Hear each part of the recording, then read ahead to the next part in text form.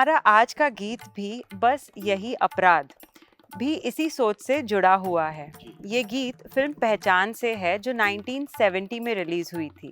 गीतकार हैं गोपाल दास सक्सेना उर्फ नीरज। कवि सम्मेलनों में भाग लेते रहे। उनकी कविता कारवां गुजर गया गुबार देखते रहे ने तब सनसनी मचा दी जब पहली बार वो लखनऊ के ऑल इंडिया रेडियो स्टेशन पर सुनाई गई। गालिब ने जैसे कहा है ना कि बस की दुश्वार है हर काम का आसान होना, आदमी को मयस्सर नहीं इंसान होना। तो इंसान बनने की एक प्रक्रिया है। प्रणाम, स्वागत है आप सभी का विश्व शांति दर्शन के मंच पर। चैनल के अधीष्ट हैं विश्व शांति के अनुयायी विश्वधर्मी प्रोफेसर डॉक्टर विश्वनाथ दा कराड़। आप देख रहे हैं गीतों के बोल बड़े अनमोल, और हम हिंदी फिल्मों के वो गीत जिनके घर में छुपा हुआ है अध्यात्म, उसको ढूंढ रहे हैं। आज जिस गीत की चर्चा हम करेंगे उसके गीतकार एक बार उत्तर प्रदेश के इटावा के किसी गांव से काव्य पाठ करके लौट रहे थे। रात हो चुकी थी। जीप सुनसान जंगल के इलाके से गहरे अंधकार में गुजर रही थी। इक्का दुक्का जुगनू की चमक से रोशनी का आभास हो रहा था और फिर अचानक डीजल खत्म हो गया और जीप रुक गई। तभी घुप अंधेरे में दो नकाबपोश डाकुओं ने जीप को घेर लिया और जीप में बैठे कवि को अपने सरदार दद्दा के पास ले गए। दद्दा चारपाई पर लेटे हुए थे। बगल में उनकी दुनाली बंदूक गोलियों से भरी हुई रखी थी। डाकुओं को लगा कि कहीं वो कवि पुलिस का मुखबिर तो नहीं। पूछने पर कवि ने कहा कि वे काव्य पाठ करके लौट रहे थे और रास्ते में डीजल खत्म हो गया। तो सरदार ने कहा कि अगर ये सच है तो पहले हमें भजन सुनाओ, फिर हम मानेंगे। इस पर उस कवि ने डरते डरते कई भजन सुनाए। सुनकर सरदार ने जेब से 100 रुपये निकाल कर दिए और कहा, बहुत अच्छा गा लेते हो। जानते हैं वो कवि कौन थे और कौन था वो डाकुओं का सरदार? सरदार था मशहूर बागी माधो सिंह और कवि थे गोपाल दास नीरज, जिनका जन्म 4 जनवरी 1925 को उत्तर प्रदेश के इटावा जिले के पुरावली गांव में हुआ था। जब नीरज 6 वर्ष के थे तब उन्होंने अपने पिता को खो दिया। उनकी मौसी और उनके मौसा ने नीरज और उनके बड़े भाई को शिक्षित किया। जिम्मेदारी संभालने का प्रारंभिक पाठ नीरज को स्कूल के वर्षों के दौरान मिला। जब नीरज एक विषय में एक बार एक अंक से फेल हो गए तो उन्होंने शिक्षक से एक एक्स्ट्रा मार्क देने का अनुरोध किया, लेकिन शिक्षक ने इनकार कर दिया और कहा, अगर मैं तुम्हें आज एक एक्स्ट्रा मार्क दे दूंगा तो तुम्हें एहसान मांगने की आदत पड़ जाएगी। तुम गरीब के बेटे हो, तुम्हें जीवन भर प्रथम श्रेणी मिलनी चाहिए। शिक्षक की बातें नीरज के दिल में गहराई तक उतर गई और उन्होंने न केवल शिक्षा में बल्कि जीवन के सभी क्षेत्रों में सर्वश्रेष्ठ बनने का प्रयास किया। स्कूल में नीरज को संगीत और कविता लिखने का शौक था। उनकी शादी जाने के बाद उनके चाचा ने उनसे फाइनेंशियल सपोर्ट भी वापस ले लिया।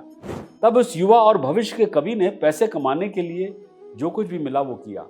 उन्होंने बीड़ी और सिगरेट बेची, एक वकील को टाइपिंग की सेवाएं दी, बच्चों को पढ़ाया, रिक्शा चलाया, दीवारों को आयुर्वेदिक दवा ब्रांडों के नाम से रंगा और लोगों द्वारा फेंके गए सिक्कों को पुनः पानी से निकालने के लिए पवित्र यमुना नदी में डुबकी भी लगाई। इन तरह तरह की नौकरियों ने कवि को विविध जीवन जीने का एक अमूल्य अनुभव प्रदान किया, जो एक कवि और लेखक बनने के लिए बहुत आवश्यक था।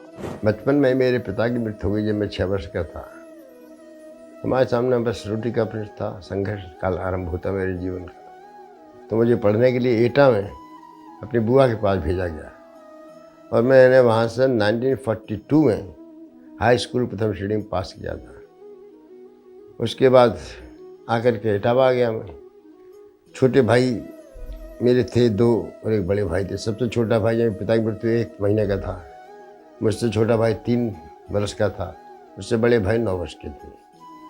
तो अब जब हाई स्कूल पास करके आया, हमारे बड़े भाई ने पढ़ना छोड़ दिया था, तो सारी रिस्पॉन्सिबिलिटी अब तो मैंने ट्यूशन किया, आकर के इटावे में कहीं नौकरी की, टाइप किया, कहीं मेलों में बैठ के 5 बीड़ी सिगरेट बेचा, कहीं ये किया, काम किया और मैंने अपनी पढ़ाई छोड़ दी। हालांकि मेरा प्रथम श्रेणी में आया था, 16th पोजीशन आई थी मेरी यूनिवर्सिटी उसमें बोर्ड में, लेकिन भाइयों को पढ़ाई मैंने। फिर 4 नवंबर 1942 को मेरी as a typist supply department में नौकरी लगी थी दिल्ली में। नीरज ने पहली बार 14 साल की उम्र में कवि सम्मेलन में भाग लिया और साहित्यिक दिग्गजों की मौजूदगी में परदेसी अपने घर जाओ रे सुनाया। तालियों की गड़गड़ाहट के अलावा नीरज को पुरस्कार के रूप में उस समय 5 रुपए मिले थे। नीरज याद करते हैं कि कई साहित्यिक पुरस्कार और प्रतिष्ठित पद्म भूषण पाने के बाद भी कोई भी पुरस्कार उस खुशी के बराबर नहीं था जो उन्हें उस 5 रुपए जीतने में मिली थी। वे कहा करते थे कि वो पैसा एक महत्वपूर्ण समय पर उनके काम आया। इसके बाद नीरज अंग्रेजी सरकार के पब्लिसिटी विभाग में टाइपिस्ट के रूप में काम करने के लिए दिल्ली चले गए। उन्हें हर महीने 67 रुपए मिलते थे, 67 रुपीज। लेकिन विभिन्न सरकारी योजनाओं के बारे में जानकारी देना और अंग्रेजी सरकार के लिए काम करना उनके विवेक को परेशान कर रहा था। फिर उन्होंने भीषण अकाल के दौरान बंगाल का दौरा किया और एक आदमी को भोजन के लिए कुत्तों से लड़ते देखा। इसका उन पर बहुत गहरा प्रभाव पड़ा और उन्होंने क्रांतिकारी पंक्तियां दोहरानी शुरू कर दी, जैसे मैं विद्रोही हूं, विद्रोह करने आया हूं। जिस व्यक्ति को सरकार की नीतियों की प्रशंसा करने के लिए नियुक्त किया गया था, वो अब खुलेआम सरकार की आलोचना कर रहा था। गिरफ्तारी के डर से नीरज दिल्ली से भागकर कानपुर चले गए, जहां वो लगभग 2 साल तक छिप कर रहे। इस दौरान नीरज ने निजी ट्यूशन पढ़ाना फिर से शुरू किया और अपना खर्चा चलाने के लिए स्टेनोग्राफर के रूप में काम भी किया। वो अपनी स्नातक की पढ़ाई प्रथम श्रेणी में पूरी करने में सफल भी रहे और 1951 में, जी हाँ, उत्तर प्रदेश सरकार के लिए इंफॉर्मेशन ऑफिसर के रूप में वे नियुक्त हो गए। 1956 में उन्होंने अलीगढ़ के धर्म समाज कॉलेज में हिंदी पढ़ाना शुरू किया। इस बीच नीरज कवि सम्मेलनों में भाग लेते रहे। उनकी कविता कारवां गुजर गया, गुबार देखते रहे ने तब सनसनी मचा दी जब पहली बार वो लखनऊ के ऑल इंडिया रेडियो स्टेशन पर सुनाई गई। हरवंश राय बच्चन के बाद वो ऐसे कवि थे जिन्होंने कविता को आम आदमी के लिए सुलभ बनाया। फिर बाद में वो बंबई चले आए, जहां फिल्म निर्माता आर चंद्रा ने 60 के दशक में नीरज की लिखी 8 कविताओं पर फिल्म बनाई। नाम था नई उम्र की नई फसल। फिल्म तो फ्लॉप हो गई, लेकिन इसके गानों ने जबरदस्त लोकप्रियता हासिल की और यहीं से नीरज के फिल्मी कैरियर की शुरुआत हुई। 1960 में मेरी बर्थडे मनाई गई थी वो बम्बई में। YB Chavan was chief minister at that time और मनहर ने करवाया था। श्याम प्रसाद जैन संगम के अध्यक्ष थे। तो उस समय मैंने एकल काव्य पाठ था, मेरा अकेले का काव्य पाठ था, 2-2.5 घंटे का। तो उसको सुन करके बहुत प्रसन्न हुए सब लोग। YB चौहान ने मुझे 5,000 का पर्स प्रेजेंट किया उस वक्त। और आर चंद्रा ने बरसात की रात बनाई थी, उन्होंने मुझसे कहा, भाई आप मेरी पिक्चर के लिए गीत लिखो, नई उम्र की नई फसल। ये फ्रेज भी मेरा ही है, मेरा दिया। इस नई उम्र की नई फसल का क्या होगा, मेरा फ्रेज दिया हुआ। मैंने कहा भाई मैं गीत तो दे दूंगा, लेकिन मैं बम्बई नहीं आ सकता, नौकरी नहीं छोड़ सकता। आपको चाहिए तो मेरी जो कविताएं हैं उनको आप ले लो। तो मेरी कविता सेलेक्ट करके उन्होंने गीत पिक्चर बना ली पूरी, और वो हिट हो गई। पिक्चर तो हिट नहीं हुई, लेकिन गीत सारे हिट हुए। आज तक कारवां गुजर गया, गुबार देखते रहे, उसी से वर्ल्ड फेमस हो गया। स्वप्न झरे फूल से, मीत चुभे शूल से, लुट गए सिंगार सभी बाग के बबूल से, और हम खड़े खड़े बहार देखते रहे, कारवां गुजर गया, गुबार देखते रहे। एक सभा में जब देवानंद ने नीरज को सुना तो उन्होंने कहा, मुझे आपकी भाषा पसंद है, किसी दिन हम दोनों मिलकर साथ काम करेंगे। तो by the way I wrote a letter to Dev sahab को कि मैं साहब ने प्रॉमिस किया था, साहब सचे ग्रेट मैन। 7 दिन बाद उनके हाथ का लिखा हुआ लेटर मेरे पास आया, Neeraj cross your finger, come at once, I will team you with SD Burman. तो प्रेम में पहुंचा, तो देव साहब बोले, देखो भाई तो ये 1000 रुपया तुम ये रखो और तुम्हारे ठहरने प्रबंध यहाँ कर दिया, और ये बताओ कब जाना। मैं 6 दिन छुट्टी लेकर आया हूँ। बोले रिजर्वेशन करवा देता हूँ, इसीलिए कि मैंने SD बर्मन से कहा था कि भाई मैं नीरज को रखना चाहता हूँ। तो बोले I don't know who is Neeraj, वो हमारी उस पर लिख पाएगा नहीं लिख पाएगा। तो मैंने उनसे कहा नहीं लिख पाया, चला मैं रिजर्वेशन करवा रखा लौटने का, इसका लेक्चर है वो तो छुट्टी लेके आया हुआ। उन्होंने एक ट्यून सुनाई, बोले इस पर सब चाहिए ढंगीला रे पहला, और इसमें छोटा छोटा सब चाहिए, गुलगुल बुलबुल शमा परवाना, शराब जाम नहीं चाहिए इसमें कुछ भी, और सिचुएशन शराब की सब। नहीं ठीक है साहब कर देंगे। तो देव साहब ने कहा जब गीत तुम लिख लो तो पहले मुझे सुनाना, मैं बताऊंगा ठीक है कि नहीं। मैंने रात भर में गीत को पूरा कर दिया। रंगीला रे तेरे रंग में यूं रंगा है मेरा मन न बुझे है किसी, बहुत सुंदर गीत है। देव साहब को देव साहब, ओ नीरज क्या कहने, वाह क्या बढ़िया गीत है, वाह वंडरफुल वंडरफुल नीरज जाओ।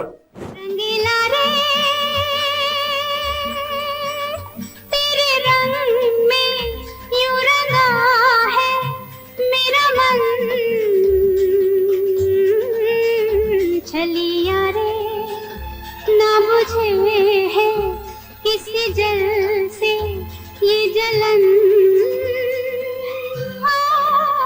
रंगीला रे। प्रेम पुजारी की मेरे सुपरहिट गीत हुए। फूलों के रंग से दिल की कलम से तुझको ले शौकियों में घोला जाए फूलों, और राष्ट्रीय सॉन्ग लिखा ताकत वतन की हमसे, इज्जत वतन की हमसे, जो नए गीत लिखे सब हिट हो गए। फिर शर्मीले के लिए गीत मैंने लिखे, वो सब हिट हुए। पहचान में गीत लिखे, वो हिट हुए। आज हम नीरज के लिखे फिल्म पहचान के गीत में ढूंढेंगे अध्यात्म, जिसके बोल हैं, बस यही अपराध मैं हर बार करता हूँ, आदमी हूँ आदमी से प्यार करता हूँ। इसे इस एपिसोड के लिए गीत को गाया है ज्ञानेश पेंडारकर जी ने। चर्चा में भाग ले रहे हैं हर बार की तरह डॉक्टर सुनील देवधर और मानसी काटदरे। आप देख रहे हैं गीतों के बोल बड़े अनमोल।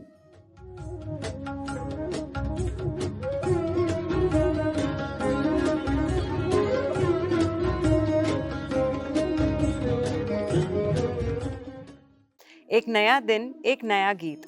नमस्कार हमारे सभी दर्शकों को, स्वागत है आपका गीतों के बोल बड़े अनमोल पर। और मेरे साथ आज जुड़े हुए हैं डॉक्टर सुनील देवधर जी। नमस्कार सुनील जी। नमस्कार। स्वागत है जी, धन्यवाद। आज के जीवन रूपी दुनिया में जहां हर जगह काले बादल ही नजर आते हैं, किसी की जिंदगी में अगर आप इंद्रधनुष का काम कर सकते हो तो आपने दुनिया में बहुत अच्छी चीज की है। हमारा आज का गीत भी बस यही अपराध भी इसी सोच से जुड़ा हुआ है। जी। ये गीत फिल्म पहचान से है जो 1970 में रिलीज हुई थी। गीतकार हैं गोपाल दास सक्सेना उर्फ नीरज, जिनके कुछ गीतों पे हमने पहले भी अध्यात्म पे बात की है। जी। तो आइए सुनते हैं इस गीत की पहली पंक्तियां। बस यही अपराध मैं हर बार करता हूँ, बस यही अपराध मैं हर बार करता हूँ, आदमी हूँ आदमी से प्यार करता हूँ, आदमी हूँ आदमी से प्यार करता हूँ, बस यही अपराध मैं हर बार करता हूँ, बस यही अपराध मैं हर बार करता हूँ, आदमी हूँ आदमी से प्यार करता हूँ, आदमी हूँ आदमी से प्यार करता हूँ। सुनील जी, इस गीत की प्राइमरी थीम ही बार बार यही कहती है कि आदमी हूँ आदमी से प्यार करता हूँ, बस यही अपराध करता हूँ। तो बार बार ये क्यों दोहराते हैं कि अगर हम किसी से सहानुभूति रखते हैं या किसी से नॉन वायलेंस की भावना रखें किसी के प्रति, तो वो गलत है। ऐसा क्यों बार बार दोहराते हैं? अपराध की बात आप कर रही हैं? हाँ जो? जी। जी। मानसी जी, इससे पहले कि आपके प्रश्न का उत्तर दें, जी। यहाँ भी एक मसला है। हाँ जी। कि हम अक्सर शब्दों का जो इस्तेमाल करते हैं ना, वो सब्स्टिट्यूट। उसके शेड्स के हिसाब से उसके अर्थ बदल जाते हैं। जी। अब यहाँ आदमी हूँ आदमी से प्यार करता हूँ। अब मामला ये है कि जो आदमी है, क्या यहाँ सामान्य तौर पर वो ले लिया गया है और उसका अर्थ भी कम्युनिकेट हो रहा है। जी। लेकिन जैसे आजकल हम प्रारंभ, आरंभ, निमंत्रण, आमंत्रण, अब तो कभी कभी आशंका और संभावना में भी भेद नहीं हो पाता और हम इस्तेमाल कर लेते हैं। हमें एक उदाहरण याद आ गया कि गालिब ने जैसे कहा है ना कि बस की दुश्वार है हर काम का आसान होना, आदमी को मयस्सर नहीं इंसान होना। तो इंसान बनने की एक प्रक्रिया है और हर आदमी जो है वो इंसान नहीं बन पाता, वो आदमी ही रह जाता है। और एक प्रसंग फिल्मी गीत का ही है, मजरूह सुल्तानपुरी का वो गीत है तीन देवियाँ फिल्म से। हाँ। तो उसकी लाइनें हम दोहराना चाहेंगे, जिसमें वो ये कहते हैं कि कहीं बेख्याल होके छू लिया किसी ने, कई ख्वाब देख डाले यहाँ मेरी बेखुदी ने। और इसी का एक बंद था जिस पर सबसे ज़्यादा विवाद हुआ, और वो बंद था कि है भला सा नाम उसका, मैं अभी से क्या बताऊं, किया बेकरार मुझको एक आदमी ने। तो अब आदमी ने बेकरार किया, तो यहाँ आदमी जेंडर से वो मतलब नहीं है, क्योंकि कॉमन जेंडर है आदमी, स्त्री भी हो सकता है और पुरुष भी हो सकता है, जैसे आप अंग्रेजी में कहते हैं पर्सन जी। तो उसी तरह से, लेकिन आदमी बनने की, इंसान होने की जो प्रक्रिया है, इलाही कुछ दिन और दुनिया में अभी कयामत ना आने पाए, तेरे बनाए हुए बशर को अभी मैं इंसान बना रहा हूं। तो यहाँ सामान्य रूप से ले लिया है कि आदमी हूँ, आदमी से प्यार करता हूँ, है ना। बिल्कुल। तो ये जो बात है कि अपराध नहीं है वो, हाँ जी। और इसलिए गीत ये भी कहता है कि बस यही अपराध मैं हर बार करता हूँ ना। तो सुनील जी, मगर इसमें आदमी का आदमी से सहानुभूति रखना, इसमें अपराध क्या है? नहीं, अपराध उनके साथ हो जाता है, और खास करके प्रेम गीतों में हाँ जी। जो त्रिकोण वाली बात हो जाती है। लेकिन यहाँ जब आदमी की वो बात कर रहे हैं ना, तो गीतकार ये कहता है, मैं जानता हूं प्यार की पूजा यहाँ अपराध है, अपराध ये हर पल करूं मन में यही एक साध है। तो ऐसा अपराध भी आदमी होने के नाते, यानी इंसान होने के नाते हमें करते रहना है। हाँ जी। और यही बात, भले ही वो अपराध की श्रेणी में किसी समय विशेष के लिए माना जाए, लेकिन वो अपराध नहीं है। और इस बात पर आदमी दृढ़ है कि बस यही अपराध मैं हर बार करता हूँ। तो गीतकार ये भी कह रहा है, मैं जानता हूँ प्यार की पूजा यहाँ अपराध है, अपराध ये हर पल करूँ मन में यही एक साथ है। बहुत खूब जी। Thank you Sunil ji. आगे की पंक्तियां सुनते हैं। एक खिलौना बन गया दुनिया के मेले में, कोई खेले भीड़ में कोई अकेले में। एक खिलौना बन गया दुनिया के मेले में, कोई खेले भीड़ में कोई अकेले में।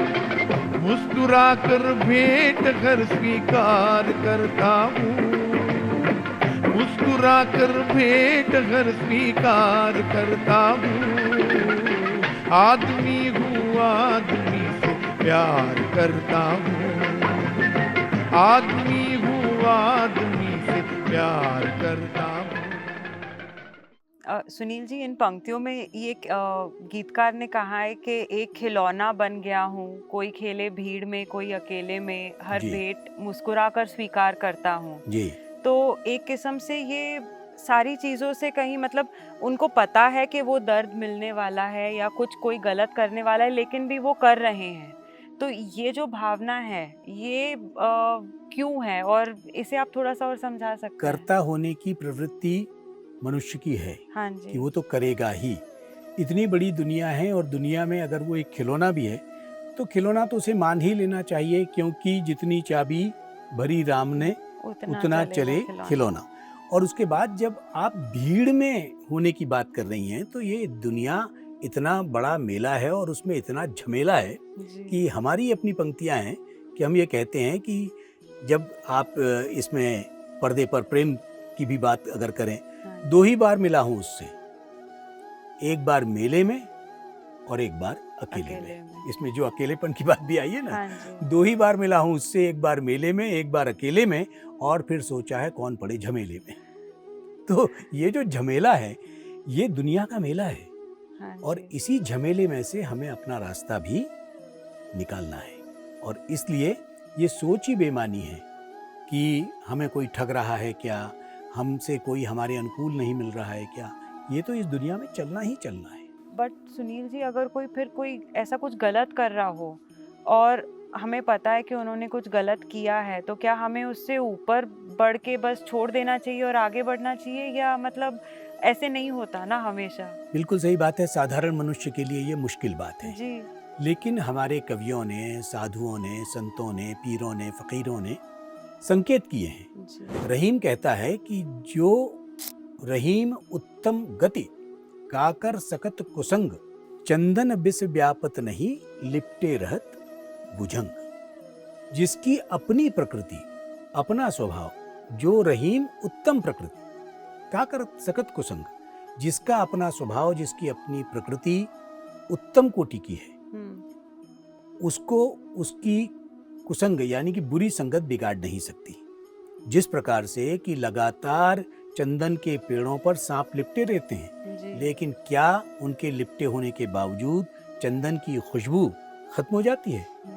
चंदन से लिपटे होने के बावजूद, है ना, तो उसका असर विष का, चंदन विष व्यापत नहीं लिपटे रहत भुजंग। तो चंदन पर उस विष का असर नहीं होता। तो अपनी प्रकृति को आप जिस तरह से संभालेंगे, उसी तरह से आपकी स्वभाव में, आपकी प्रकृति में बदलाव आता चला जाएगा। बिल्कुल सही। जी। तो राइज अबव। राइज अबव, ऊपर उठिए। जी। Thank you Sunil ji. आगे की पंक्तियां सुनते हैं।